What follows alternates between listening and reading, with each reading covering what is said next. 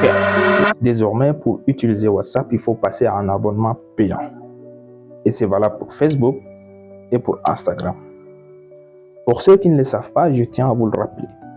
Instagram, Facebook et WhatsApp font tous partie d'un groupe qui s'appelle Meta, de Mark Zuckerberg, à l'ancienne connu par Facebook.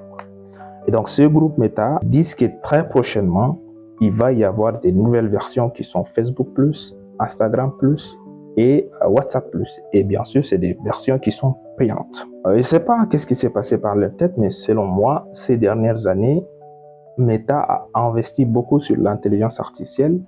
Ils ont beaucoup fait d'améliorations, donc certainement ils ont dépensé beaucoup d'argent. Ils se sont rendus probablement que les publicités seules ne suffisent pas pour remplir les poches, donc il faut penser à d'autres moyens de revenus.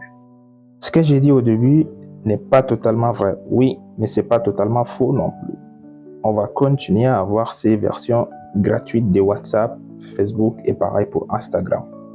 Mais il y aurait des restrictions au niveau des fonctionnalités.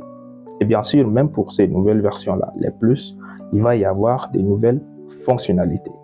Mais pour ceux, par exemple, des entreprises dont le business se repose uniquement sur Facebook, par exemple, il faut rester à l'affût parce qu'on ne sait jamais. Même YouTube, au début, c'était comme ça. Il n'y avait pas de version payante. Aujourd'hui, il y a des versions payantes. Netflix, pareil, au début, ce n'était pas payant. Donc, il faut rester à l'affût et il faut penser à être autonome.